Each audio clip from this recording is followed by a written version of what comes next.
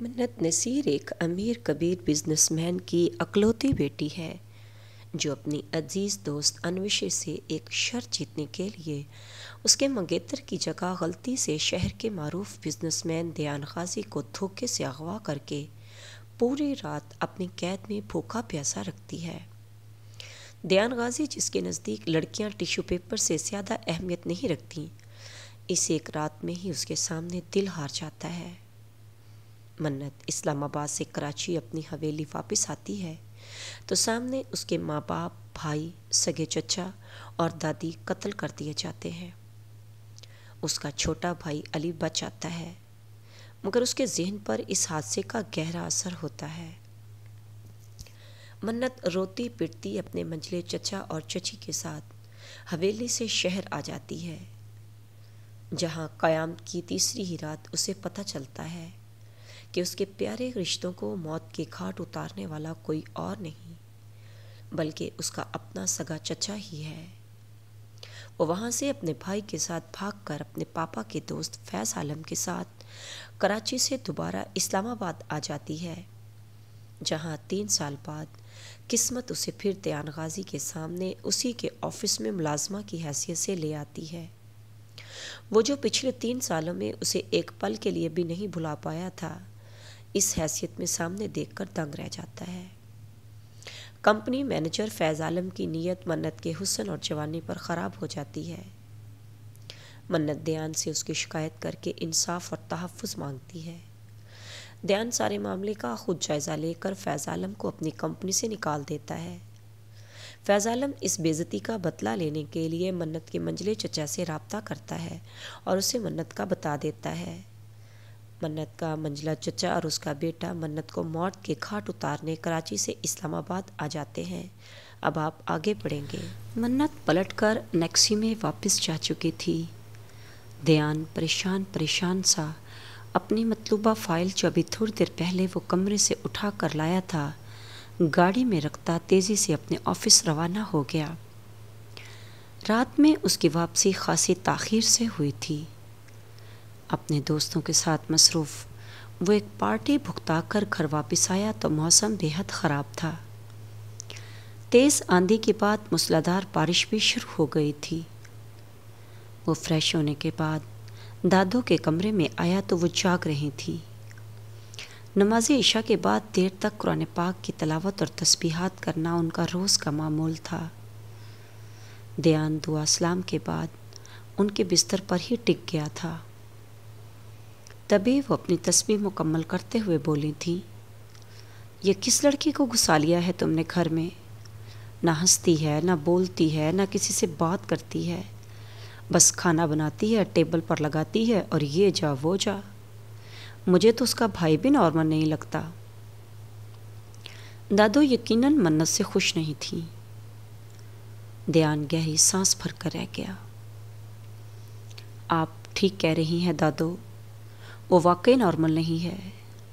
اس کے ساتھ یقیناً کوئی بہت بڑا حادثہ ہوا ہے جس نے اس کے لبوں سے مسکراہٹ چھین لی ہے۔ تو پتہ کرو کیا حادثہ ہوا ہے، کون ہے، کہاں سے آئی ہے؟ جی دادو، آپ پریشان نہ ہوں، وہ غلط لڑکی نہیں ہے۔ دادو کو تسلی دیتا وہ اٹھ کر اپنے کمرے میں آیا تو گلاس ونڈو سے نظر سیدھی باہر لان پر پڑی، جہاں لان سے ملحقہ برآمدے کی سیڑھیوں پر بیٹھی منت نصیر اس کی آمد سے بے خبر بارش میں بھیگ رہی تھی۔ وہ ٹھٹک گیا۔ اچانک اسے یاد آیا کہ صبح جب وہ ضروری فائل لینے گھر آیا تھا تو وہ کتنی پریشان تھی۔ تبھی مووی دیکھنے کا ارادہ ترک کرتا وہ نیچے لان کی طرف چلا آیا تھا۔ السلام علیکم۔ منت اس کے اچانک سلام پر چونکی تھی، تاہم اس نے پلٹ کر اس کی طرف نہیں دیکھا تھا۔ وعلیکم السلام۔ اتنی تیز بارش میں بھیگنے کی وجہ؟ ٹراؤزر کی پاکٹس میں دونوں ہاتھ گھسائے وہ پوچھ رہا تھا۔ منت اٹھ کھڑی ہوئی۔ کھانا لگا دوں آپ کے لیے؟ نہیں، کھانا کھا کر آیا ہوں میں۔ جی ٹھیک ہے۔ اس کا سوال یکسر نظر انداز کیے وہ پلٹی تھی جب دیان نے اس کا بازو پکڑ لیا۔ کچھ پوچھا ہے میں نے تم سے؟ میں آپ کے کسی بھی سوال کا جواب دینے کی پابند نہیں ہوں، اور اب میں یہاں اس شہر میں بھی زیادہ دن نہیں رہ سکوں گی۔ کیوں؟ وہ بے چین ہوا تھا۔ منت کا سر جھک گیا۔ کیونکہ میں اور میرا بھائی اس شہر میں محفوظ نہیں ہیں۔ اس شہر میں محفوظ ہو یا نہیں، مگر دیان غازی کے گھر میں کوئی تمہارا بال بھی بیکا نہیں کر سکتا، سمجھے تم؟ غصے سے کہتے ہوئے اس نے زور سے اس کا بازو چھٹک دیا تھا۔ منت کراہ کر رہ گئی۔ جاؤ، جا کر کپڑے تبدیل کر کے آؤ، مجھے بات کرنی ہے تم سے، میں یہی تمہارا ویٹ کر رہا ہوں۔ منت کا بھیگا سراپا اس سے بے چین کر رہا تھا۔ تبھی نگاہ پھیرتے ہوئے اس نے کہا تھا۔ منت خاموشی سے اپنے کمرے کی طرف بڑھ گئی۔ اگلے 15 منٹ کے بعد وہ کپڑے تبدیل کر کے آئی تو دیان وہیں پلر سے ٹیک لگائے کھڑا اس کا انتظار کر رہا تھا۔ چلو بتاؤ، اب تمہارے چچا اور ان کے بیٹے کیوں مارنا چاہتے ہیں تمہیں؟ تمہارے ماں باپ کہاں ہیں؟ اس کا سوال منت کو پھر کانٹوں پر گھسیٹ لایا تھا، مگر کبھی نہ کبھی تو اسے لب کھولنے ہی تھے۔ کب تک اپنے پہاڑ جیسے درد کا بوجھ اکیلے اٹھاتی؟ تبھی دیان سے قدرے فاصلے پر دونوں بازو سینے پر لپیٹتے ہوئے وہ باہر لان میں برستی بارش کو دیکھتے ہوئے بولی تھی، میرے ممی پاپا نہیں ہیں، کیونکہ میرے سگے چچا انہیں پہلے ہی مار چکے ہیں۔ واٹ؟ مگر کیوں؟ دیان جیسے شاکڈ ہی تو رہ گیا تھا۔ منت کی آنکھیں بھر آئیں۔ کیونکہ میرے دادا اور دادی نے انہیں اپنی زمینوں اور جائیداد سے آگ کر دیا تھا۔ وجہ ان کی حد درجہ نافرمانی، غنڈہ گردی اور ایک غلط عورت کو بھگا کر اس سے ناجائز رشتہ استوار کرنا تھا۔ چچا نے اس بات کو دل میں رکھ لیا۔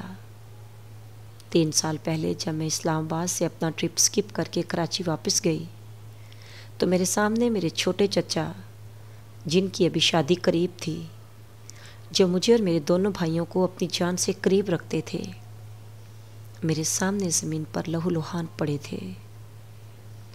وہیں کچھ فاصلے پر سیڑھیوں کے پاس میری پیاری دادی اور ان کے قریب ہی کچن کے دروازے کے پاس میری جان، میری زندگی، میری ماں، میرا بھائی علی لہو لہان پڑے تھے۔ میں بدحواس ہو گئی تھی، چیخنا چاہتی تھی، مگر آواز جیسے اندر ہی کہیں دب کر رہ گئی تھی۔ میرے بابا، جن کا بزنس کی دنیا میں ایک نام تھا، اپنے بیڈ روم میں مردہ پڑے تھے، اور میرا بڑا بھائی، جو ڈاکٹری کا امتحان پاس کر چکا تھا، جو میرے سارے لاڈ اٹھاتا تھا، اوپر ٹیرس پر بے جان پڑا تھا۔ مجھے لگا جیسے وہ سب نہیں، میں مر گئی ہوں۔ علی کو 2 گولیاں لگی تھیں، مگر وہ زندہ تھا۔ میں اسے ہاسپٹل لے گئی۔ ڈاکٹرز کی بروقت ٹریٹمنٹ کے سبب اس کی جان بچ گئی، مگر اس حادثے نے اسے زندہ لاش بنا دیا۔ جس وقت میرے منجلے چچا اور چچی مجھے اور علی کو اپنے ساتھ شہر لے جانے حویلی آئے، علی نے انہیں دیکھتے ہی چیخنا شروع کر دیا تھا۔ پھر وہ بے ہوش ہو گیا۔ میرے وہم و گمان میں بھی نہیں تھا میرا اپنا سگا چچا ہی ہم پر اتنی بڑی قیامت ڈھا سکتا ہے۔ وہاں شہر میں میرا 3را دن تھا جب ایک رات میں نے چچا اور ان کے بیٹے کے درمیان ہونے والی گفتگو سن لی۔ وہ سارے خاندان کو بے دردی سے ختم کرنے پر فخر کرنے کے ساتھ میرے اور علی کے قتل کا منصوبہ بنا رہے تھے۔ چچا کے بیٹے کی نیت بہت سالوں سے مجھ پر خراب رہی ہے، مگر اب ان کا منصوبہ ہے کہ وہ مجھے اپنے آوارہ بیٹے کی بیوی بنا کر پھر کسی روڈ حادثے میں پار لگا دیں۔ اسی وجہ سے میں علی کو لے کر اگلی صبح ہی وہاں سے بھاگ آئی تھی۔ فیض سر میرے پاپا کے بہت اچھے دوست تھے۔ میں نے انہی سے رابطہ کیا اور وہ مجھے اور علی کو لے کر یہاں اسلام آباد چلے آئے۔ میرا نمبر بند کر دیا گیا۔ میرے دوستوں سے کسی بھی قسم کے رابطے پر بندی لگ گئی۔ 2 سال تک علی کی ذہنی حالت بے حد خطرناک رہی۔ پورے 2 سال کے بعد وہ دوبارہ زندگی کی طرف واپس آیا تو میں نے اپنے بلبوتے پر ملازمت کی تلاش شروع کر دی، مگر میری قسمت جہاں بھی کام ملا وہیں عزت پر خطرے منڈلانے لگے۔ بالآخر فیض صاحب نے مہربانی کرتے ہوئے یہاں آپ کی کمپنی میں جاب دلا دی، مگر میرا نصیب دیکھیے، یہاں بھی وہی عزت میری دشمن بن گئی۔ فیض عالم نے آپ کے ہاتھوں اپنی تذلیل کے بعد یقیناً مجھے سزا دینے کے لیے میرے چچا سے رابطہ کیا اور پورے 3 سال کے بعد بالآخر اس شخص کو یہاں اس شہر میں میرے پیچھے لگا دیا۔ آپ ہی بتائیں میں اب کیا کروں؟ اس کی کہانی اتنی دردناک ہوگی دیان کے وہم و گمان میں بھی نہیں تھا۔ تبھی وہ آگے بڑھا تھا اور اس نے دونوں ہاتھوں کے پیالے میں منت نصیر کا چہرہ بھر کر ذرا سا اوپر اٹھاتے ہوئے اپنے دائیں ہاتھ کی انگلیوں سے اس کی پلکوں پر چمکتے آنسو چن لیے۔ اتنا کچھ ہو گیا اور تم خاموش بیٹھی رہی منت؟ کیا کرتی میں؟ میرے ہاتھ میں کچھ بھی نہیں تھا۔ نکاح کرو گی مجھ سے؟ بالکل اچانک بہت سنجیدگی سے اس نے پوچھا تھا۔ منت حیران رہ گئی۔ واٹ؟ میں وعدہ کرتا ہوں تم سے، یہ صرف ایک پیپر میرج ہوگی۔ جب تک تمہارے شوہر کی حیثیت سے پوری حفاظت کے ساتھ میں تمہارے چچا اور اس کے بیٹے کو ان کے انجام تک نہیں پہنچا دیتا، یہ نکاح رہے گا۔ اس کے بعد جب تم چاہو گی میں فوراً تمہیں اس رشتے سے آزاد کر دوں گا۔ میرا وعدہ ہے تم سے، پلیز۔ نہیں، میں اپنی وجہ سے آپ کو مشکل میں نہیں ڈال سکتی۔ تم مجھے مشکل میں ڈال چکی ہو منت، تمہاری قسم کھا کر کہتا ہوں۔ جب تک تمہارے چچا کو میں اس کے انجام تک نہیں پہنچا دیتا، سکون کا ایک سانس بھی حرام ہے مجھ پر۔ رہا فیض عالم کا سوال، تو اسے بھی اپنی کم ظرفی کی سزا بھگتنا ہوگی، یہ وعدہ ہے تم سے۔ اس لمحے دیان غازی کی سرخ آنکھوں سے گویا لہو ٹپک رہا تھا۔ منت خوف زدہ سی اسے دیکھے گئی۔ جب وہ بولا، بہت محبت کرتا ہوں تم سے، خدا کی قسم۔ منت کا سر جھک گیا۔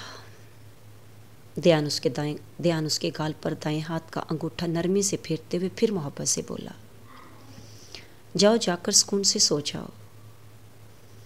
دیان غازی تمہاری کھوئی ہوئی مسکراہٹ اور کھوئے ہوئے رشتے تو کبھی واپس نہیں لا سکتا، مگر آج کے بعد تمہاری آنکھوں میں کسی بھی وجہ سے کبھی آنسو نہیں آنے دے گا، یہ وعدہ ہے تم سے۔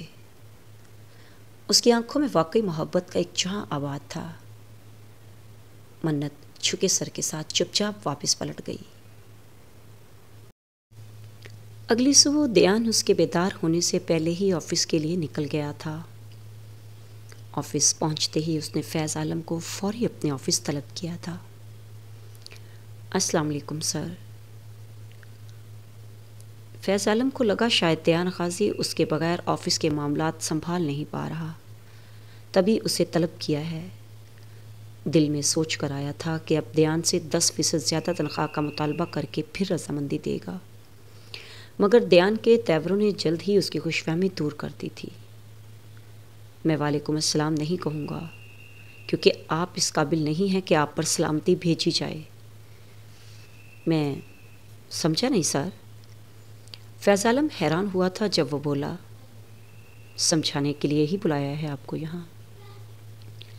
آپ کی گری ہوئی غلیظ حرکتیں اپنی آنکھوں سے دیکھنے کے باوجود میں نے کمپنی کے لیے آپ کی خدمات دیکھتے ہوئے آپ کا بھرم رکھا، گھر بیٹھے تنخواہ مقرر کی، مگر آپ کو عزت راس نہیں آئی اور آپ نے مس منت کی زندگی اور عزت کا سودا کر لیا۔ کوئی بات نہیں، وہ پیسے کتنے سال کھا لیں گے آپ؟ 3 بیٹیاں ہیں نا آپ کی، کیا بنے گا ان کا؟ جب وہ سوشل میڈیا پر جگہ جگہ آپ کے کالے کرتوت دیکھیں گی؟ آپ کا کیا بنے گا جب اس کمپنی کی مفت تنخواہ سے ہاتھ دھونے کے بعد اس ملک کے کسی بھی معتبر ادارے میں کوئی بھی آپ کو جاب پر نہیں رکھے گا؟ اس کے بعد آپ اپنی بیٹیوں کی شادی کہاں کریں گے یہ بھی بتائیے گا۔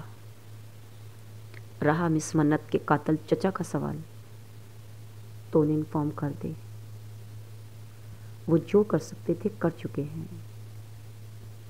اب ان کا سامنا جس فولاد سے ہوگا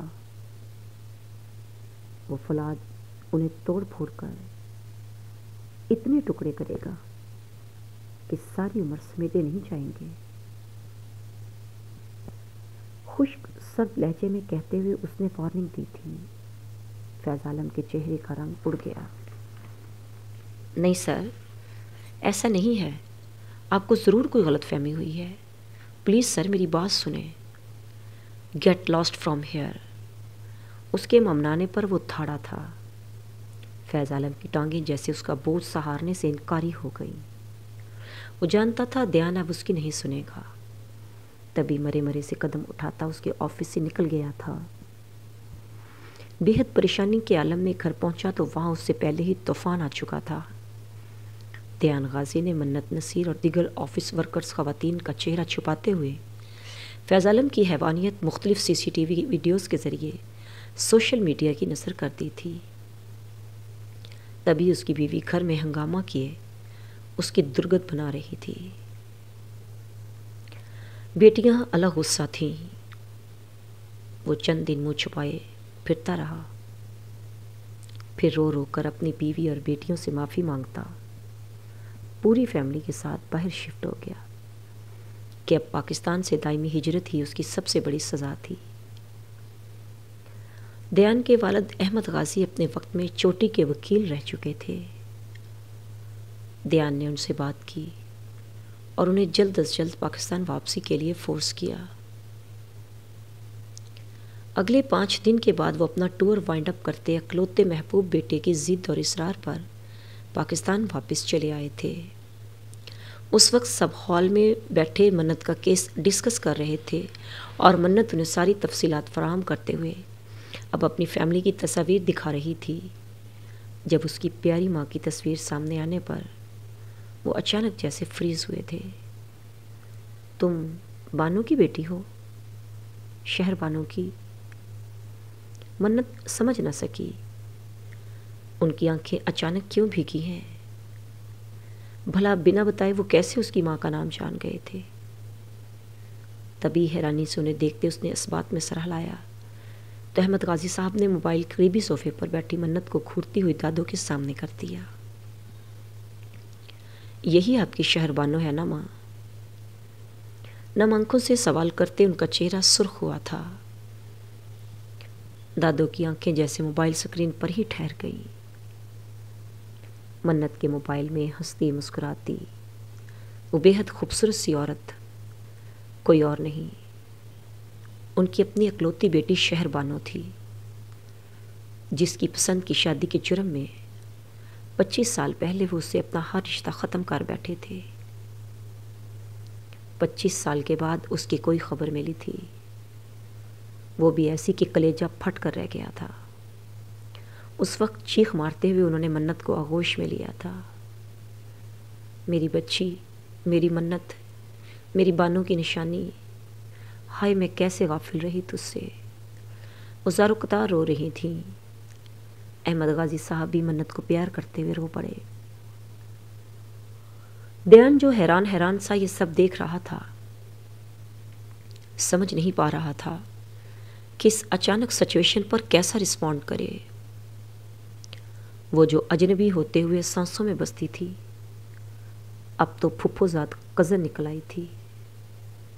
دل اچانک جیسے خوشی کے پاتال میں ڈوب گیا تھا۔ علی کمرے میں سو رہا تھا، جبکہ منت دادوں کے سینے سے لگی بچوں کی طرح رو رہی تھی۔